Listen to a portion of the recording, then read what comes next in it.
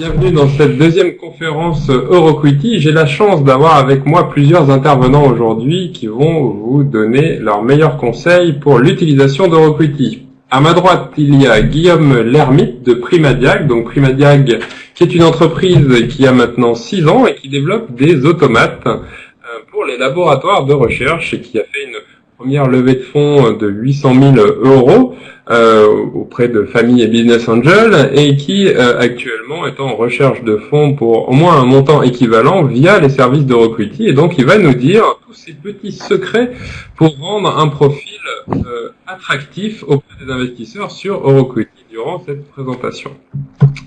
On aura ensuite François Poulain de Alliance Eol Invest 2 qui est lui développeur, constructeur et exploitant de parcs éoliens, donc depuis 3 ans, et il a trouvé finalement via Euroquity plusieurs dizaines d'investisseurs qu'il a convaincus, et donc il va nous donner lui ses astuces pour trouver les bons investisseurs via Euroquity. Alors juste à sa droite, il y a Jérôme Barrel, que vous connaissez sûrement puisqu'il est le responsable du développement et de la représentation d'Euroquity en France, et donc sans plus attendre, je lui laisse la parole pour notre dernier intervenant de ce jour. Bien, bonjour à tous, merci d'être là pour cette deuxième conférence, donc centrée sur l'expérience utilisateur.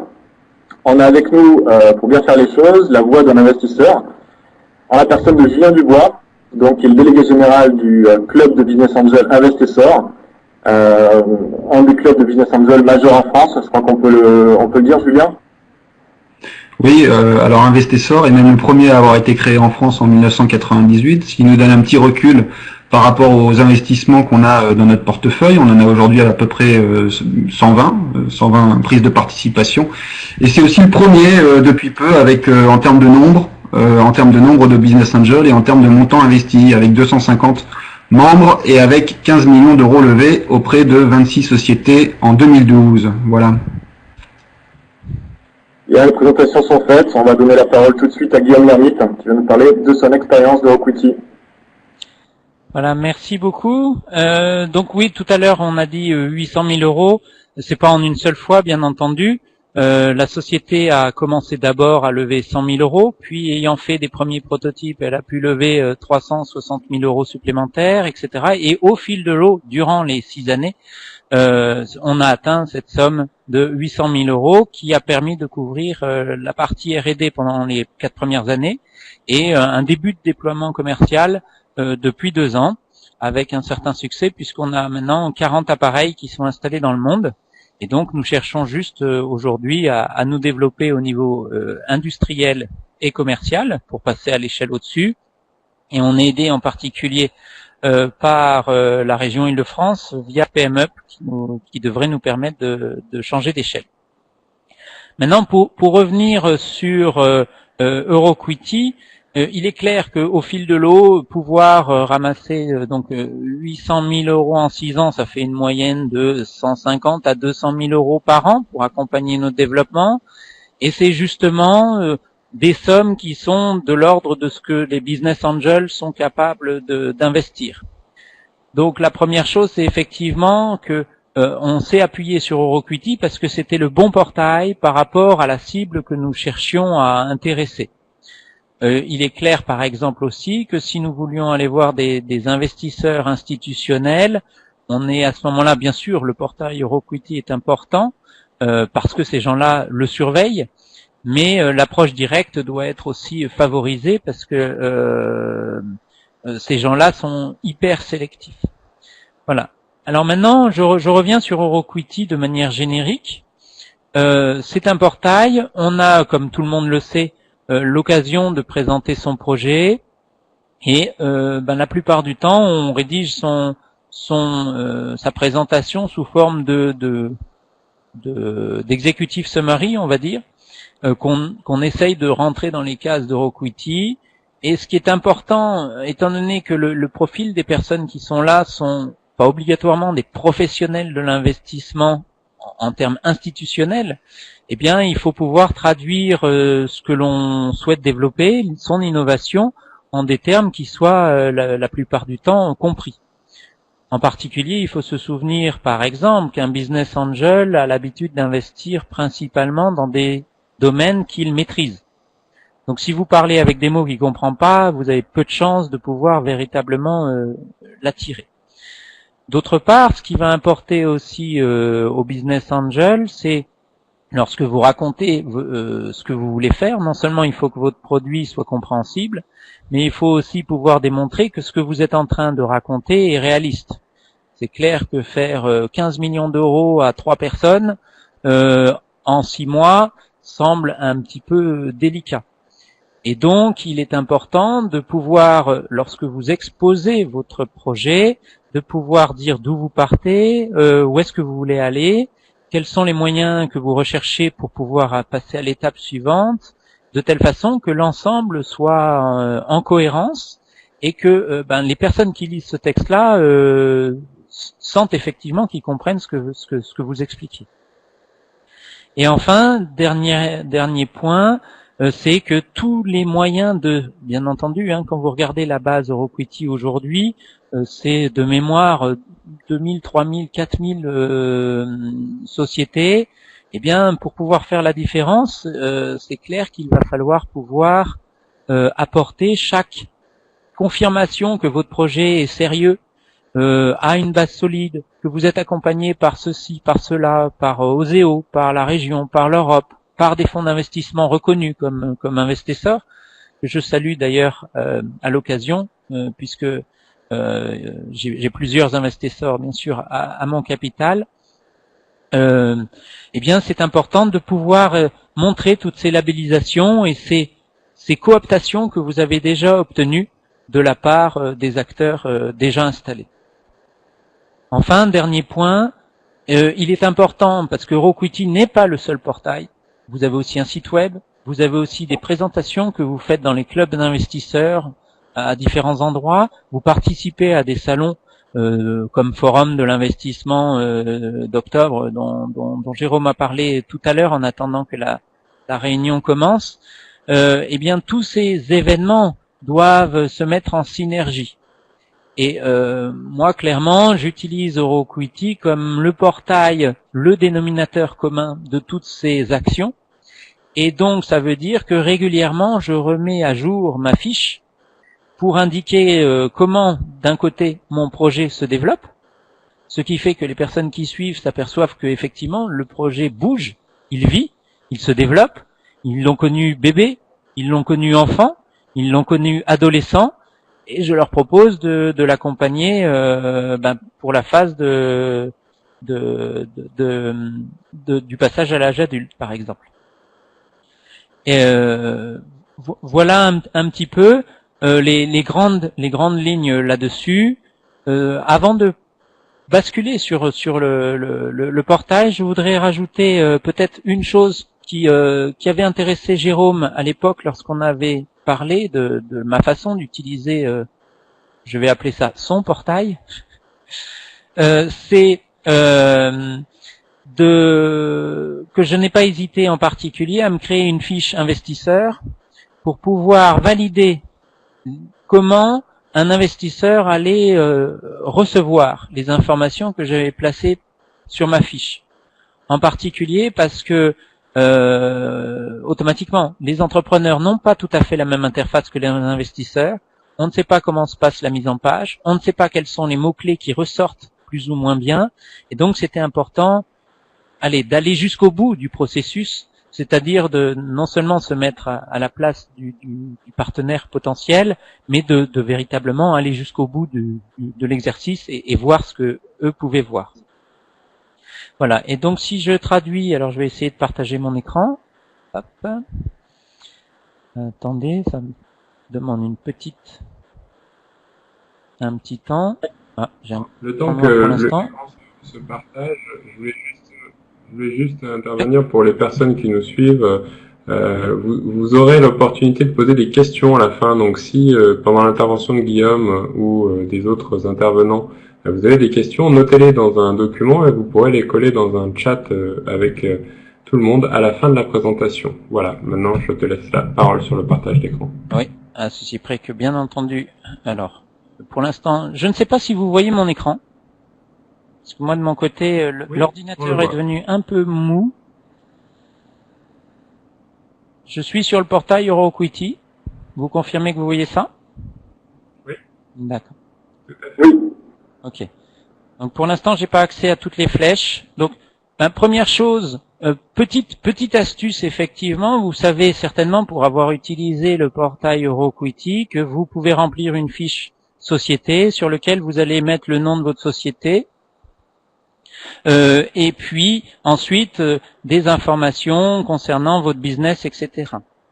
Eh bien, clairement, par exemple, moi, ça m'arrive souvent, et là vous pouvez le voir, Primadiag clôture le 17 juin 2013, c'est-à-dire qu'au-delà du nom de la société, je n'hésite pas à rajouter quelques informations supplémentaires, en particulier parce que j'ai remarqué aussi d'avoir utilisé le portail investisseur, chaque fois qu'on touche à sa fiche, eh bien, dans la nuit qui suit, les investisseurs reçoivent, mais Julien en parlera certainement tout à l'heure aussi, reçoivent une shortlist des entreprises qui ont mis à jour leurs fiches.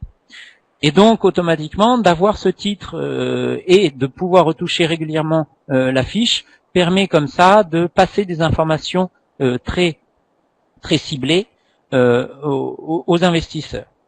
Je vous avais parlé aussi des labels, et donc là vous voyez par exemple que Primadiag appartient à un certain nombre de communautés, comme le Centre francilien de l'innovation qui nous a financé, ou Investissor, merci Julien à nouveau, ou bien entendu Oseo ou PME.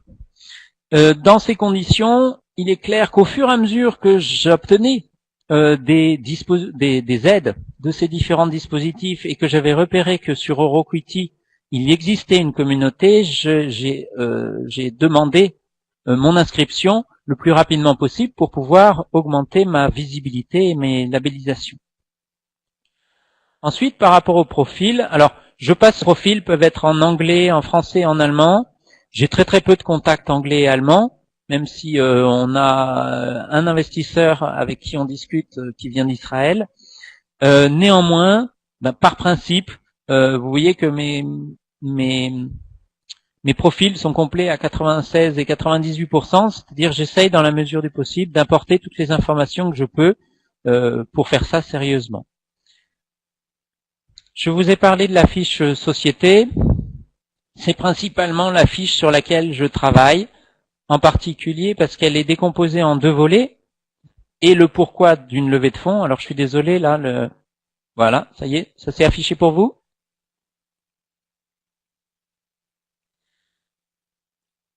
Donc ici on retrouve par exemple raison sociale Primadiag, et c'est donc le titre que j'utilise, et c'est celui-là qui bouge la plupart du temps. Mais que nous allons participer à tel salon, ou que nous clôturons une levée de fonds, ou etc. Alors, excusez-moi, j'ai l'ascenseur qui est un peu gelé à nouveau. Je vais regarder si je peux descendre avec les flèches. Oui. Voilà. La présentation générale de la société est une présentation dynamique, c'est-à-dire, bien entendu, on dit tout de suite ce sur quoi on travaille, mais assez rapidement nous basculons sur quels sont nos derniers résultats et pourquoi il est enthousiasmant de travailler à Primadiag. Et enfin, là nous avons la chance, récemment nous avions eu FR3 qui avait fait un reportage sur nous, et donc c'est le genre de choses qu'on place en documents supplémentaires, au-delà des executive summary ou des documents de présentation. Nous avions la chance d'avoir cette petite vidéo. Ok, pour le reste du temps, ce sont des choses très classiques, hein. Comme je le disais, il est important de pouvoir décrire simple, avec des mots simples, ce que nous faisons, à qui nous vendons, quels sont nos espoirs à court terme et quels sont nos derniers résultats qui nous laissent penser que nos espoirs vont être récompensés. Alors ça c'est la partie attraction, on va dire. Maintenant il y a une autre chose, même si je vais déborder sur ce que va certainement présenter François, le fait que lorsque vous avez cette fiche, eh bien, vous avez régulièrement des visites. Et ce qui est intéressant, c'est de corréler une action déterminée, par exemple un envoi d'email groupé, la participation à un salon, la publication dans un journal d'un article sur vous, et de regarder ensuite comment ça répond. Donc on voit par exemple effectivement que là récemment nous avons les business angels du 78 qui ont dû venir visiter notre fiche, et on capitalise sur ces personnes qui visitent, en particulier en utilisant les mailing lists, ceux qui nous permettent comme ça de gérer une communauté de visiteurs ou de followers à qui, au-delà de ce qui peut être mis dans la fiche, on envoie des informations régulières pour leur permettre de suivre notre projet. Ok ? Je crois que j'ai fait le tour. Est-ce que vous aviez Pascal qui connaît bien aussi la façon dont j'utilise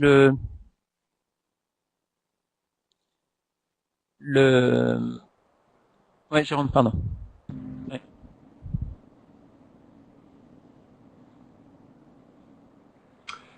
Écoute, merci beaucoup Guillaume pour cette partie, ces tips très très malins finalement sur comment rendre son profil plus visible. J'ai bien retenu l'idée d'effectivement changer son titre et mettre de l'actualité, donc rendre vivant son profil.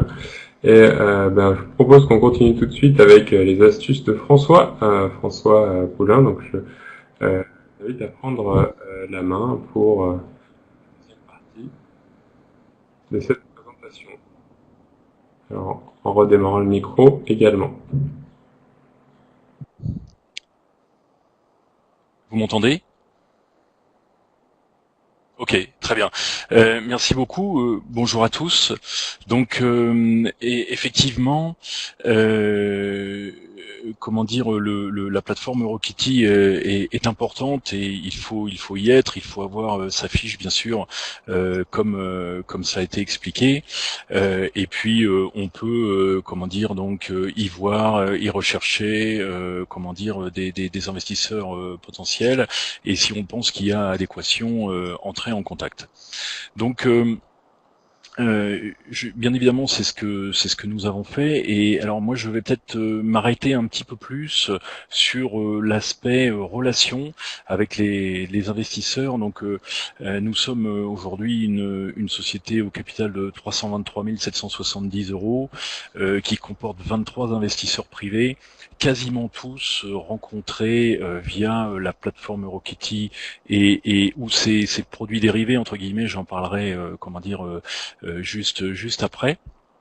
Et notre métier, c'est la construction, le développement de projets éoliens et l'exploitation de ceux-ci. Et donc nous avons pu réaliser pleinement, on va dire, celui-ci après 3 levées de fonds successives, donc jusqu'à un capital de 323 770 € qui s'est fait en 3 fois. Et nous avons réussi cette première marche qui est très importante. L'éolien, c'est une activité qui demande des fonds propres qui sont importants parce que les coûts fixes, en fait, les coûts de construction sont assez importants. Les coûts variables sont relativement faibles, mais les coûts de construction sont assez importants. Et donc, il y a bien sûr les banques qui financent les projets, mais il faut inévitablement des fonds propres pour pouvoir les réaliser, parce que sinon, ça n'est pas possible. Donc, il fallait donc réunir des investisseurs autour d'un projet commun, de manière à démontrer la viabilité de ce concept. Et donc, comme je le disais aujourd'hui, c'est chose faite, puisque nous avons construit et mis en service au mois de septembre dernier le parc éolien de la plaine de l'Artois 2, donc qui est un parc éolien qui comprend 3 machines Enercon E53, c'est 50 mètres de hauteur de moyeu, 53 mètres de diamètre de rotor, et ça a nécessité un investissement de 3 millions et demi. et donc une mise de fonds propres conséquente. Que nous avons fait avec deux autres sociétés en partenariat, et également avec, pour ce qui concerne Alliance sur l'Invest 2, les investisseurs qui nous ont rejoints et nous ont fait confiance. Alors, je me propose de vous retracer un petit peu l'histoire de comment ça s'est passé, donc en parlant un petit peu plus de l'aspect rencontre, mise en relation. Donc après avoir mis l'affiche sur Eurokitty et commencé à avoir quelques contacts, j'ai reçu un email, c'était en 2009.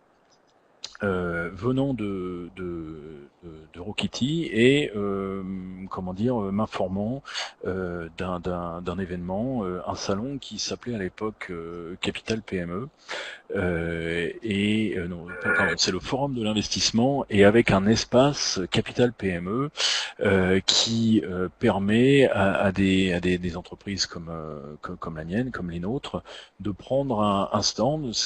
Alors il y a des stands plus ou moins grands, mais on peut prendre un tout petit stand. Nous à l'époque on a pris un stand de 2 mètres carrés avec une petite table, un présentoir, de quoi coller une affiche comme celle que vous voyez derrière moi. Et avec ça, vous pouvez rencontrer des gens. Vous pouvez présenter votre métier, vous pouvez en parler. Vous pouvez présenter vos valeurs, ce que vous voulez faire, comment, pourquoi, où vous en êtes, quels sont vos projets, expliquer comment ils sont prometteurs. Et ce qui est très important, c'est que vous rentrez à ce moment-là dans la discussion physique avec des investisseurs potentiels, et c'est une dimension qui, à mon sens, est indispensable et que l'on ne peut pas avoir uniquement par le numérique. Le numérique est nécessaire, il est très bien, mais l'étape d'après, c'est de se voir, c'est de se rencontrer, c'est de discuter et de pouvoir faire passer en fait tout un tas de valeurs. Donc nous l'avons fait. Et à la suite de ça, donc nous avons pu faire une première levée de fonds d'environ 50 000 euros, et puis un petit peu plus tard, nous avons pu compléter avec deux autres levées de fonds et atteindre donc 323 770 euros. Quelque chose de très important que j'ai constaté moi au fil de ces discussions, c'est que sont venus dans Alliance sur l'Invest 2, la majorité des investisseurs qui sont venus sont des investisseurs qui ont une sensibilité pour les énergies renouvelables, et aussi une sensibilité pour l'esprit entrepreneurial. Et c'est entre autres ces deux choses-là qui leur ont plu, et ce sont des choses que l'on ne peut que faire passer en se rencontrant, en discutant, parce que c'est comme ça, voilà, qu'il faut le faire. Un autre point également qui est important, c'est de pouvoir montrer les choses. Quand on était à notre phase de closing pour le parc éolien de la Plaine de l'Artois 2, on en a invité plusieurs en fait sur le site pour voir le site, pour leur montrer, et il y en a beaucoup qui m'ont dit: ah bah ça me plaît, je vois physiquement là où va aller l'argent, donc c'est bien concret, c'est bien réel, je vois quelque part précisément ce dans quoi je vais investir, et donc ça nous a bien aidé à finaliser notre levée de fonds au mois de juillet dernier. Donc les conseils que je pourrais vous donner, c'est si vous avez des choses physiques à montrer, comme des prototypes, comme des plans, comme des choses comme ça, des sites de production, des sites propices, bien surtout inviter les investisseurs dessus et parlez-leur du métier, parlez-leur pourquoi c'est un site propice, pourquoi c'est intéressant de se mettre là, parce que c'est très concret pour eux et ça aide, ça les aide à prendre leurs décisions et à vous rejoindre. Et puis également ensuite, après, dans les relations, il est important de les tenir au courant de l'avancement des projets. Nous avons une newsletter qui est mensuelle et donc nous diffusons régulièrement une petite information chaque mois assez synthétique disant par exemple là c'est la newsletter du mois dernier qui a été envoyée début juin. Voilà, vous trouverez les courbes de production du parc éolien de la plaine de l'Artois 2. Donc on est par rapport à des niveaux en fait qui sont ceux qu'on s'était fixés avant le projet. Donc on a un suivi mensuel qui est mois par mois et puis une petite information sur la disponibilité opérationnelle des machines. Est-ce qu'il y a eu des pannes ce mois-ci ou pas? Si oui, est-ce qu'elles ont été réglées? En combien de temps? C'est une période de faible vent, de fort vent? Comment on a géré tout ça? Ou alors comment on a géré la maintenance? Comment on a placé la maintenance avec le constructeur dans des périodes de faible vent pour en fait maximiser les revenus du parc éolien et donc quelque part les résultats directement pour les investisseurs, de manière à ce qu'ils voient que vous êtes impliqués dans les projets et que vous êtes un petit peu leur porte-parole, leur défenseur, de manière à en tirer le meilleur. Voilà.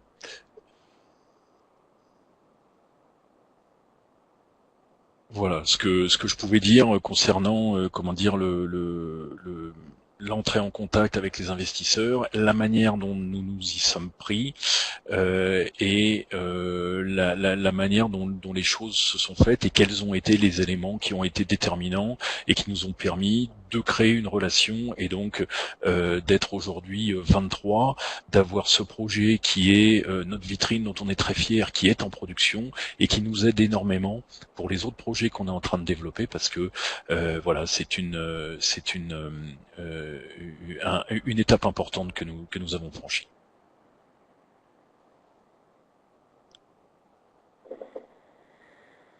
Merci François. Avant de passer la parole à Julien dans 2 minutes, moi je veux dire que je suis assez impressionné par ce que je viens de voir, parce que vous allez au-delà en fait de ce qu'on avait conçu, imaginé pour le service.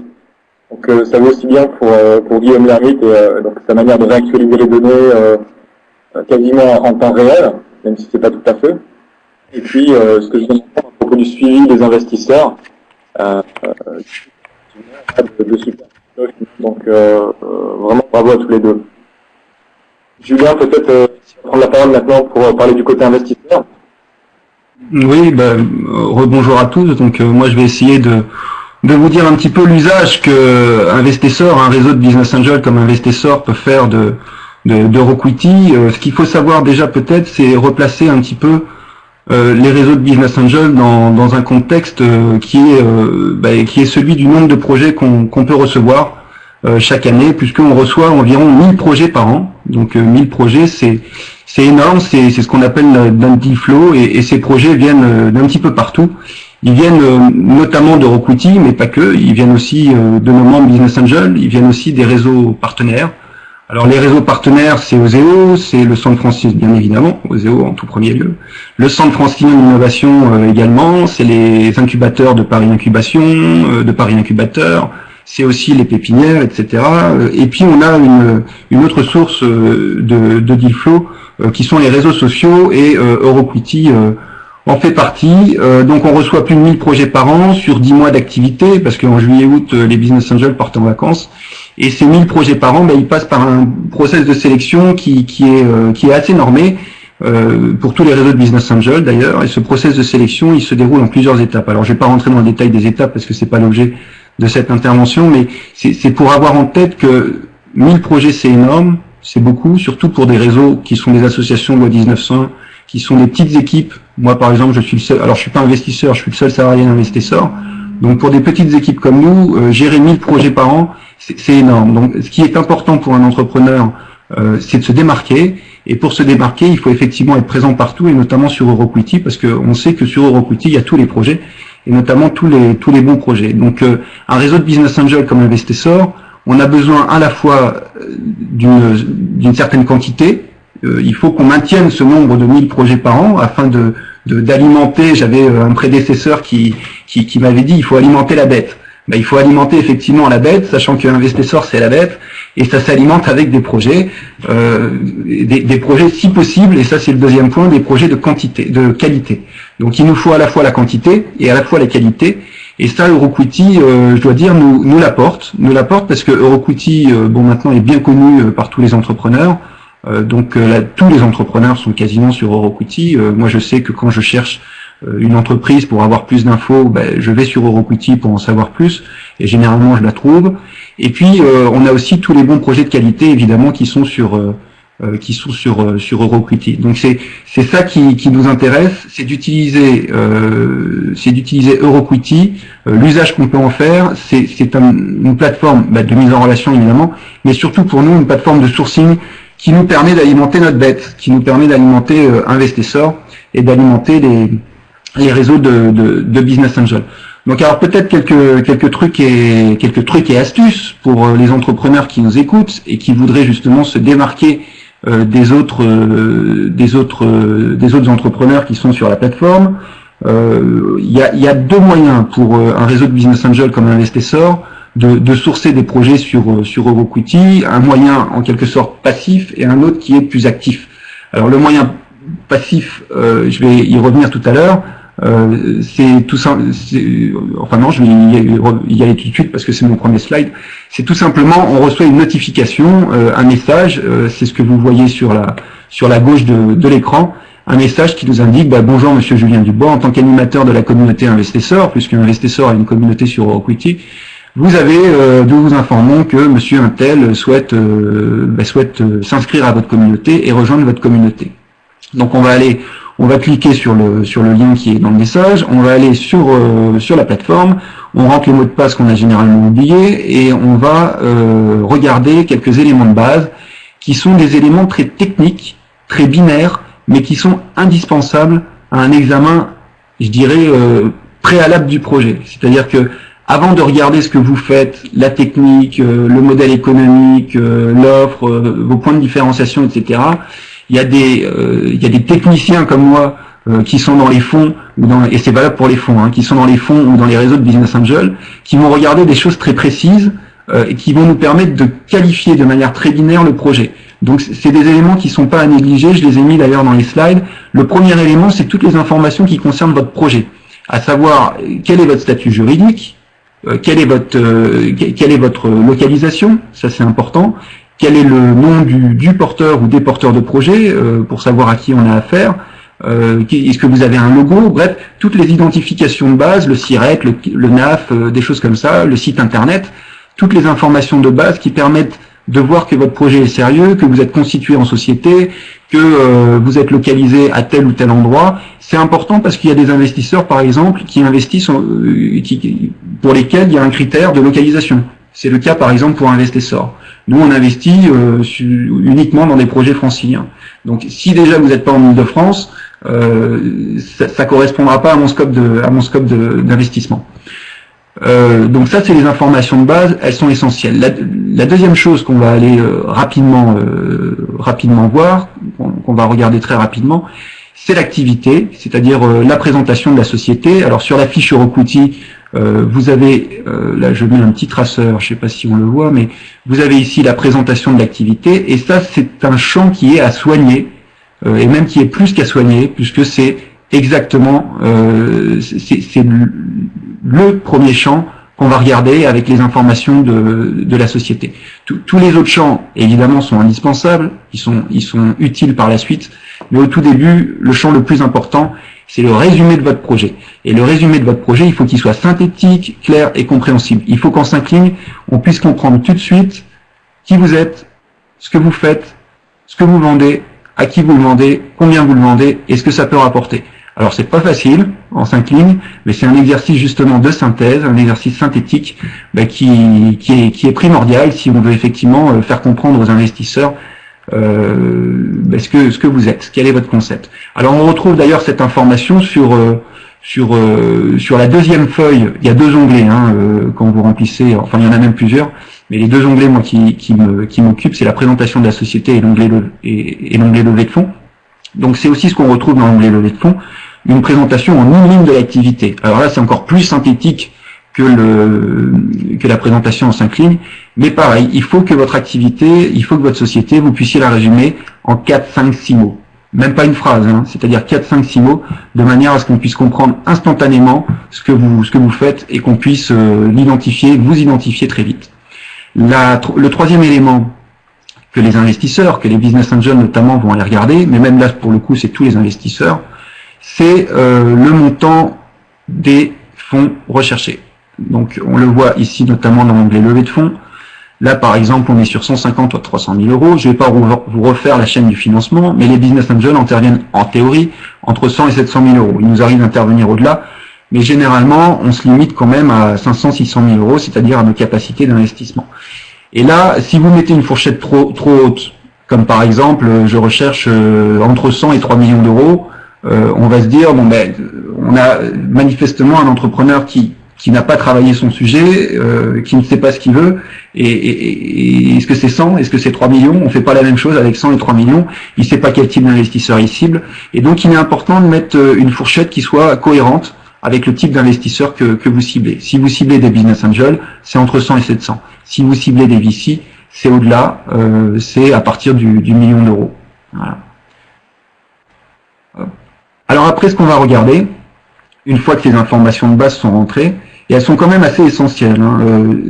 Je reviens juste sur les coordonnées, parce que il y a quand même des choses assez... il y a quand même des éléments assez révélateurs. Je reçois beaucoup de mails, je veux dire que sur une centaine de mails que je reçois, il y en a bien une quinzaine ou vingtaine, dont le mail ne permet pas d'identifier de quelle société il s'agit, donc j'ai juste le nom, et dont il n'y a même pas de signature par exemple. Donc il est vraiment fondamental, j'insiste sur ce point, que dans la fiche Euroquity, vous précisiez tous ces éléments-là pour qu'on sache à qui on a affaire. Une fois qu'on aura vu toutes ces informations de base, on va se pencher, et alors là on se penche un petit peu plus sur le fond que sur des éléments binaires comme ceux que je viens de donner. On va se pencher à la fois sur les créateurs, l'équipe, et sur le marché et la différenciation concurrentielle. C'est les deux champs, je dirais, les plus importants. Pourquoi les créateurs, l'équipe? Parce que l'équipe, ça représente environ, ça pèse pour environ 80% dans la décision d'un business angel d'investir. Un business angel va pas tellement investir sur un projet. Alors évidemment, il faut que le projet soit quand même innovant, qu'il y ait un potentiel, qu'il y ait un marché, mais il va surtout investir sur une équipe. Donc il faut que votre équipe soit présentée. Et il faut qu'elle soit bien présentée et valorisée. Et pour être bien présentée et valorisée, eh bien, il faut mettre effectivement qu'il y ait le pédigré. Alors si c'est des jeunes entrepreneurs, il n'y a pas beaucoup de pédigré, mais en tout cas, il faut qu'ils ressortent, en quelque sorte, qui ressortent le caractère entrepreneurial des membres de l'équipe. Un autre point qui est important, c'est que dans l'équipe, on peut être seul, hein, on peut être un porteur de projet seul, mais ça va tilter si jamais vous affichez qu'une seule personne et que c'est vous-même. Si jamais l'entrepreneur n'affiche qu'une personne dans le champ les créateurs, l'équipe, les business angels vont tilter et vont se dire, eh bien voilà un homme qui peut-être c'est un génie, mais qui en tout cas ne sait pas s'entourer d'associés et ne pourra de toute façon pas avoir toutes les compétences nécessaires et requises pour pouvoir gérer son projet et le mener à terme. Donc on n'investit plus, ça c'est aussi à savoir, les business angels investissent de moins en moins sur des porteurs de projets seuls, et quand on parle de l'équipe, et quand il faut mettre des informations sur l'équipe, il faut mettre des informations sur toute l'équipe, que ce soit le fondateur comme les associés, et même si vous en avez les salariés, pour montrer que vous n'êtes pas seul, que vous êtes entouré, et que les compétences que vous avez dans votre équipe sont complémentaires. C'est vraiment important, y compris que ça ressorte à travers tous les autres champs. Le deuxième point qu'on va regarder, plus en détail, alors il est en bas, je ne sais pas s'il est très visible, mais c'est le marché et la différenciation concurrentielle. En gros, avec l'équipe, le marché, c'est le deuxième point qu'on va immédiatement regarder. Est-ce qu'il y a un marché? Est-ce qu'il y a un besoin? Est-ce que vous allez répondre aux besoins? Donc, évidemment, le modèle économique, par exemple, qu'on retrouve au-dessus, les business angels vont également regarder ce point-là, de même que les autres champs qui sont sur Euroquity dans la fiche. Mais je dirais qu'un modèle économique, ça évolue. Une valorisation, c'est un autre champ par exemple qui est dans Euroquity, ça évolue aussi, c'est négociable, c'est toujours négociable. En revanche, un marché, ben, on l'a dès le départ ou on l'a pas, et il faut que le marché il ait du potentiel. Donc cette approche marché, elle doit ressortir non seulement dans le champ marché et différenciation concurrentielle pour pouvoir faire ressortir quels sont vos points différenciants, votre valeur ajoutée par rapport à la concurrence, mais je dirais que ça doit ressortir à travers l'ensemble de la fiche. La fiche doit transpirer marché, quoi. C'est-à-dire doit transpirer en quelque sorte application et réponse aux besoins qui existent ou qui n'existent pas encore d'ailleurs.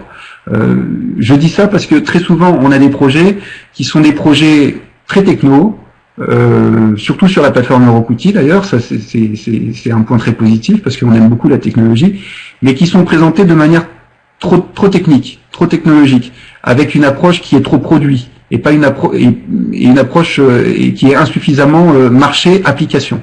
Donc c'est un point important que d'avoir cette approche-là, l'approche application, réponse aux besoins existants ou pas encore existants, et de valoriser aussi son équipe à travers l'ensemble de la fiche. Je passe sur ce slide, j'arrive au suivant, qui est un slide qui montre le deuxième moyen de sourcer à partir d'Eurocouti. Donc là, on était davantage sur un moyen passif, c'est-à-dire que l'information m'arrive tous les jours. J'en ai encore reçu aujourd'hui des alertes Eurocouti m'indiquant que des porteurs de projets cherchent à rejoindre la communauté Investisseur. Il existe un deuxième moyen qui est tout simplement l'outil de recherche Eurocouti que j'utilise pour pouvoir obtenir des projets de bonne qualité. Donc quand je suis en manque de projets, il arrive qu'il y ait souvent des saisons creuses. C'est le cas notamment en septembre, ou c'est le cas aussi en janvier-février. À ce moment-là, je me connecte sur Eurocouti et je trouve toujours des excellents projets que j'invite à candidater auprès d'Investisseur. Donc il y a dans les critères de recherche, on retrouve les critères assez binaires que j'ai expliqués tout à l'heure.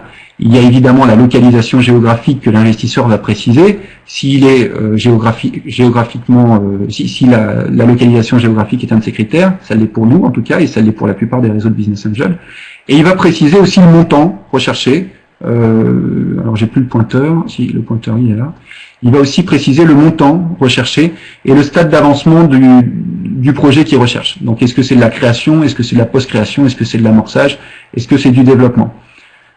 Ces critères, il va les rentrer et il va arriver sur une fiche qui est celle-ci et qui lui liste l'ensemble des dossiers qui correspondent à ces critères.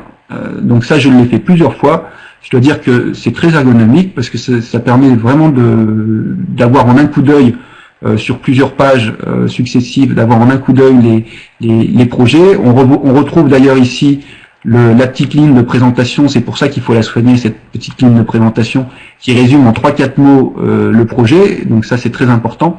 Et ce qui est surtout très important lorsqu'on fait une recherche d'entreprise, c'est la labellisation.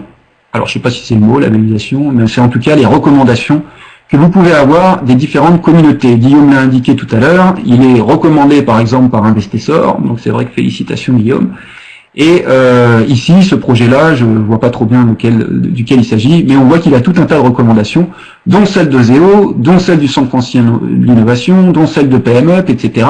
Et ce sont pour les business angels, en tout cas pour moi qui source les projets sur Eurocouti, c'est un élément très important puisque ça me permet de savoir que vous êtes passé par les fourches codines de toutes ces structures, de tous ces organismes qui sont pas faciles.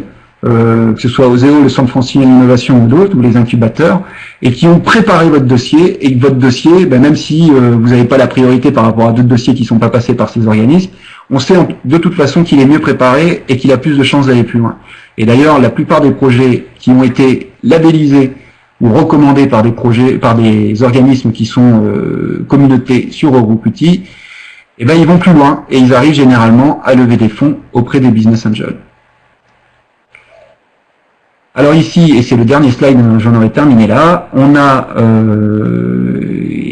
par exemple, c'est le système d'alerte. Donc là aussi, c'est entre passif et actif comme moyen. C'est-à-dire qu'on reçoit des alertes, j'en ai paramétré quelques-unes. On voit ici les différentes alertes que j'ai paramétrées, j'en ai paramétré 4. Et ces différentes alertes me proposent tout simplement d'avoir accès à des projets qui correspondent à mes critères de recherche. Donc là, je reçois de l'information que j'ai demandé moi par rapport à mes critères et qui me rend donc des projets qui sont qualifiés. Voilà. J'en ai terminé pour les trucs et astuces, Jérôme et Jean-François, et je vous rends la parole.